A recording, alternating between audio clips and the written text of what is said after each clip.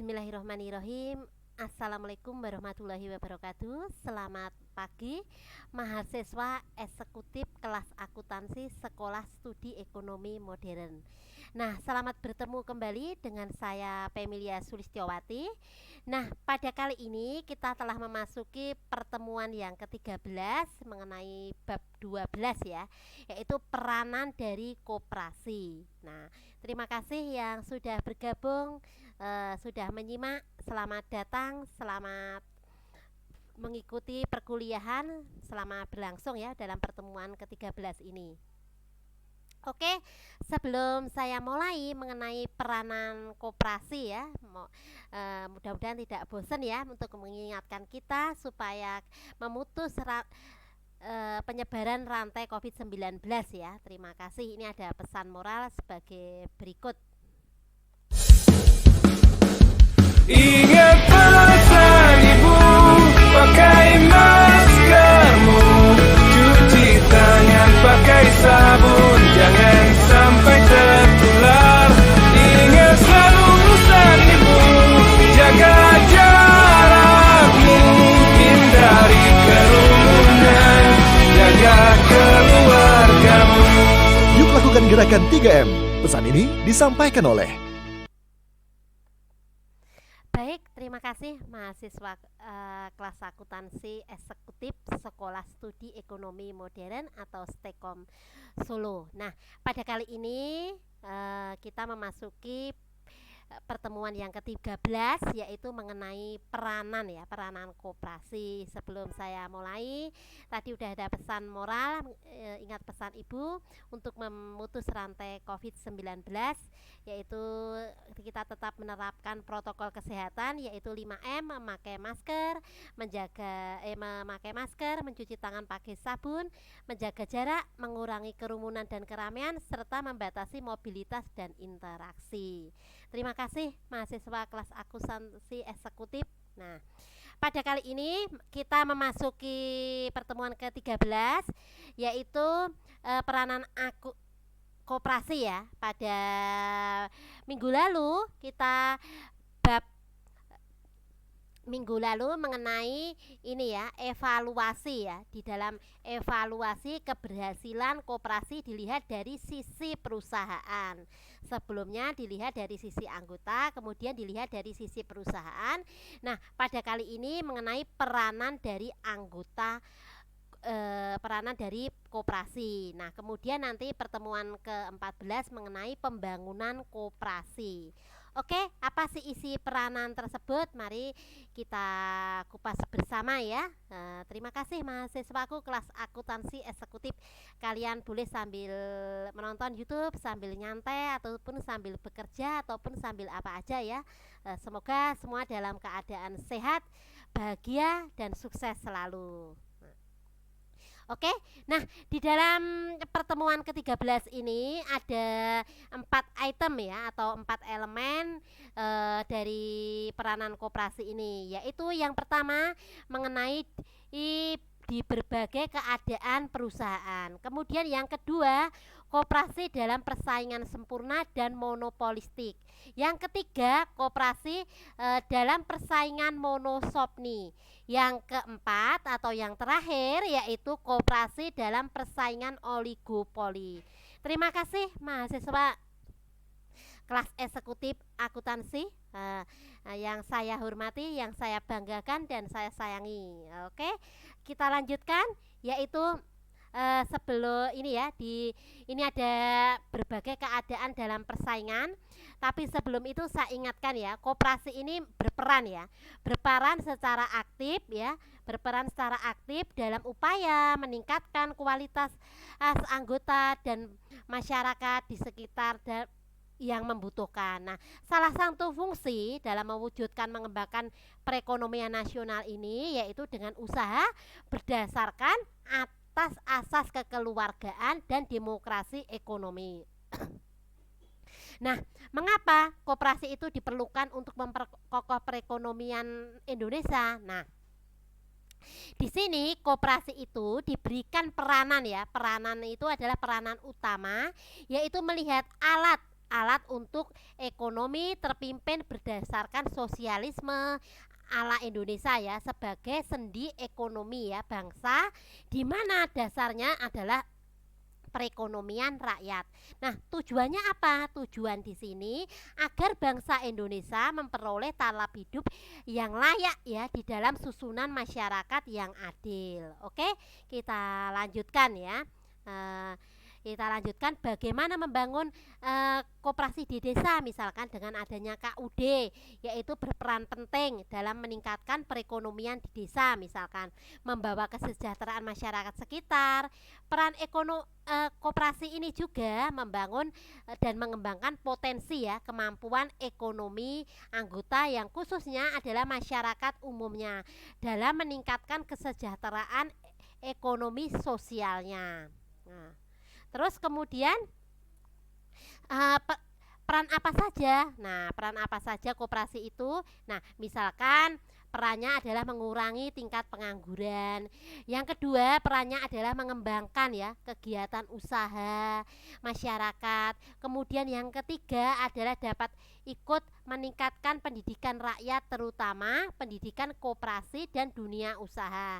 Yang keempat adalah koperasi berperan sebagai alat perjuangan ekonomi. Nah, oke, kita kupas yang sub pokok bahasan yang pertama mengenai di berbagai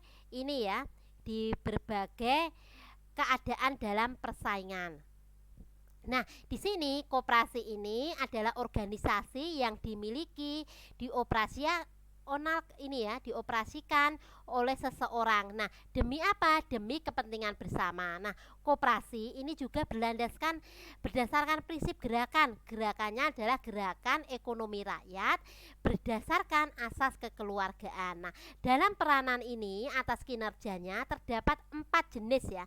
4 jenis di mana ada persaingan koperasi di pasaran persaingan sempurna, persaingan monopolistik, persaingan monopsoni, dan persaingan oligopoli. Nah, untuk lebih memahaminya langsung saja ya kita masuk ke pembahasan ini ya. Terima kasih mahasiswaku kelas eksekutif akuntansi studi ekonomi modern. Nah, oke.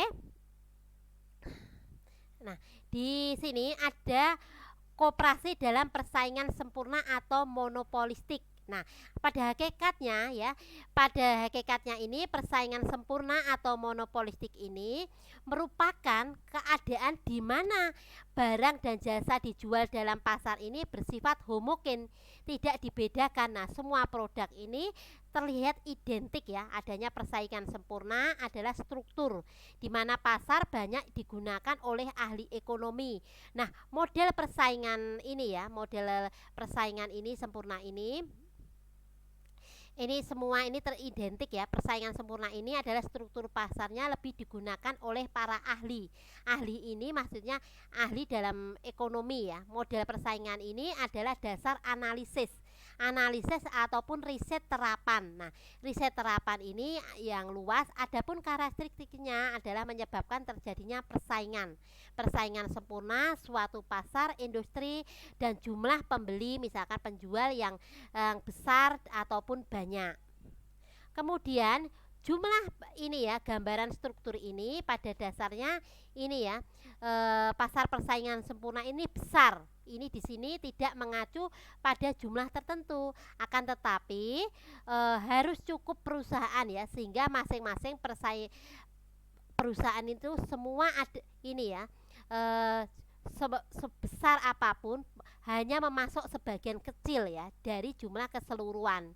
Nah, mempengaruhi pasar. Nah, akibatnya produksi perusahaan atau kapasitas penuh ya, dan tidak diproduksi sama sekali. Nah, tidak berpengaruh di sini maksudnya besar ada harga pasar. Nah, seluruh perusahaan menjual produk yang identik ya, homogenistik produk. Nah, pembeli menganggap bahwa produk setiap perusahaan dengan produk perusahaan lainnya. Dalam benak pembeli, perusahaan ini dipandang sebagai substitusi ya, yang sempurna bagi perusahaan maupun di pasar. Nah, kemudian asumsi dari dasar model persaingan ini, monopolistik ini, secara esensial ya sama dengan persaingan, yaitu sempurna kecuali dalam homogenistik produk ya. Dalam persaingan ini para penjual bersaing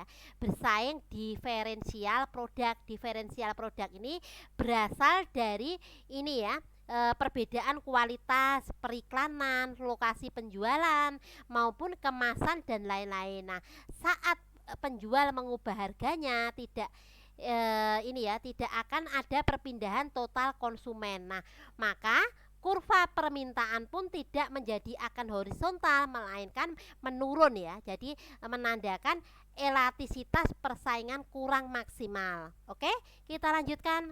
Terima kasih mahasiswaku kelas akuntansi eksekutif, mudah-mudahan tidak bosan ya. Nah, kita lanjutkan mengenai analitik kinerja jangka pendek koperasi.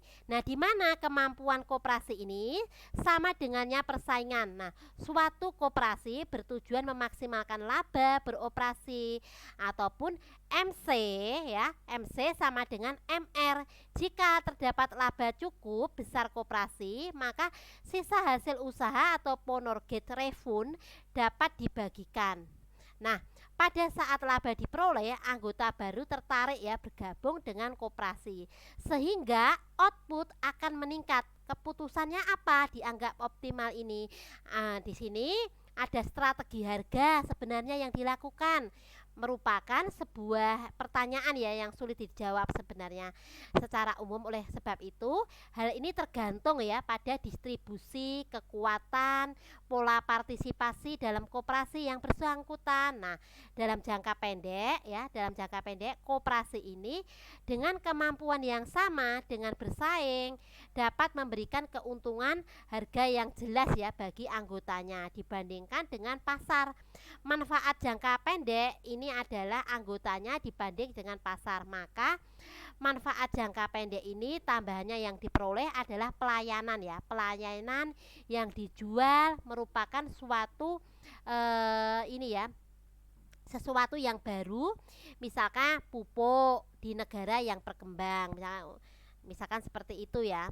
Kemudian koperasi ini juga mempunyai kemampuan yang lebih rendah apabila kemampuan manajerial koperasi lebih rendah daripada perusahaan swasta. Maka koperasi ini masih mampu ya akan mampu menyediakan pelayanan yang lebih baik ya lagi anggota. Nah, sepanjang kurva biaya ataupun rata-rata yang memotong fungsi dari permintaan. Nah, ini ada titik yang lebih rendah dari harga yang diminta ataupun perusahaan. Nah, bahkan jangka pendek pun ada kesenjangan ya, kemampuan yang tidak akan mampu menghalangi kesungguhan ya, keunggulan dari komparatif koperasi ini. Oke?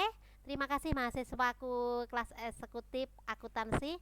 Nah, kita masuk ke analisis kinerja jangka panjang koperasi. Nah, ini adalah kemampuan koperasi sama dengan persaingan lainnya. Sekalipun koperasi persaingannya ini ya tidak sempurna, dapat menghasilkan laba, bukan berarti mampu menyaingi laba perusahaan.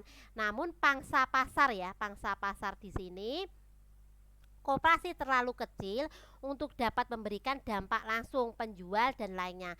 Keuntungannya adalah keuntungan pribadi atau privat profit. Nah, ini adalah menarik pemain baru ya untuk memasuki pasar. Akibatnya permintaan sedikit dan sedikitnya berkurang ya. Pesaing baru tidak akan masuk lagi ketika seluruh laba telah habis. Harus diingat bahwa jangka panjang pemilihan harga oleh koperasi. Nah, oleh karena itu memiliki keterbatasan. Nah, koperasi ini tidak dapat beroperasi ketika biaya rata-rata jangka panjang minimal maupun biaya marginalnya jangka panjang. Nah, untuk memotong kurva pendapatan rata-rata karena kondisi akan mengakibatkan kerugian ya. Nah, oke, kita lanjutkan mengenai koperasi mempunyai kemampuan rendah, yaitu lebih sulit lagi menelaah ya.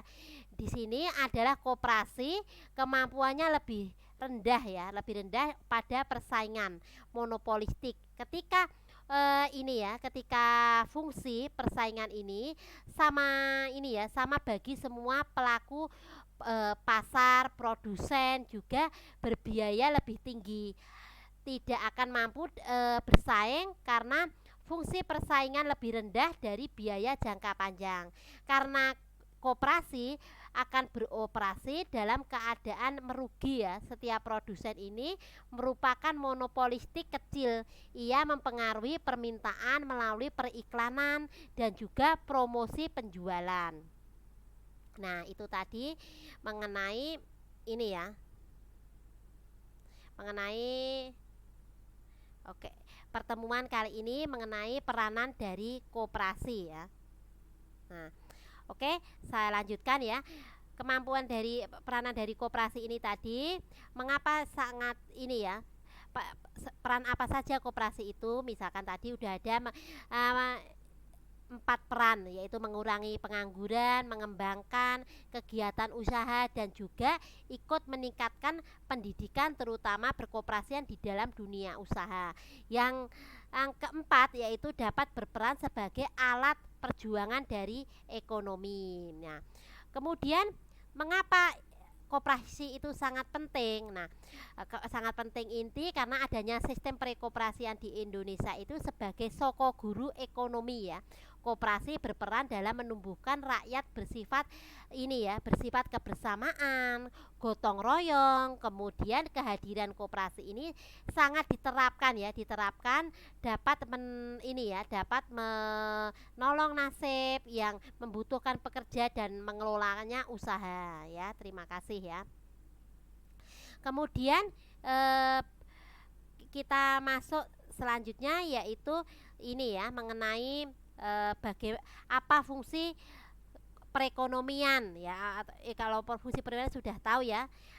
Apa saja misalkan peran tani dalam mewujudkan kesejahteraan pedesaan misalkan. Nah, sesuai dengan hasil penelitian, peran koperasi dalam ini adalah meningkatkan kesejahteraan petani. Yang pertama adalah menyediakan modal melalui kegiatan simpan pinjam misalkan. Yang kedua yaitu menyediakan sarana produksi pertanian, misalkan diantaranya menyediakan benih, pupuk, dan pestisida serta traktor maupun alat-alat bajak dan lainnya ya, alat-alat yang dibutuhkan oleh petani. Yang ketiga yaitu sebagai edukator ya, melalui kegiatan tersebut, yaitu sekarang kan banyak sekali ya mesin pertanian modern, maka kita koperasi juga berperan masuk ke dalam dunia tersebut ya. Nah, selanjutnya bagaimana cara kerja koperasi? Misalkan cara kerja koperasi di sini ada 6. Yang pertama adanya keanggotaan ya, yang bersifat sukarela, terbuka. Kemudian yang kedua yaitu pengelolaan dilakukan dengan cara demokratis. Kemudian yang ketiga yaitu pembagian sisa hasil usaha yang dilakukan secara adil ya, sebanding dengan besarnya jasa usaha yang masing-masing anggota. Yang keempat yaitu pemberian balas jasa ya, terbatas terhadap modal. Yang kelima kemandirian. Yang keenam yaitu pendidikan perkoperasian ya. Kemudian kita apakah yang misalkan ada yang tanya apakah yang bangun usaha sesuai dengan Undang-Undang Dasar 1945 hanya koperasi? Nah, saya jawab ya. Penjelasan Undang-Undang Dasar 1945 ini bahwa bangunan usaha sesuai dengan kepribadian bangsa Indonesia adalah koperasi. Di sini sebagai gerakan ekonomi rakyat ya. Ekonomi rakyat, koperasi bukan hanya milik orang kaya saja, melainkan seluruh orang juga yang milik seluruh rakyat Indonesia tanpa terkecuali ya. Terus kemudian di sekolah misalkan ya, apakah koperasi ini membangkitkan perekonomian? Ya, memang benar ya, koperasi ini adalah salah satu urat nadi dalam perekonomian bangsa Indonesia. Ini dikembangkan oleh pemerintah yang perlu dikembangkan bersama dalam kegiatan usaha lainnya dengan memperdayakan koperasi ya, sebagai ini ya, koperasi juga bisa memperdayakan bangsa, memperdayakan masyarakat, dan pada akhirnya akan mampu memperdayakan perekonomian nasional ya. Terima kasih mahasiswaku kelas eksekutif akuntansi. Nah, kemudian kita ini ya, terdapat berapakah misalkan pasal dalam akuntansi sudah ya, pasal 33 sudah.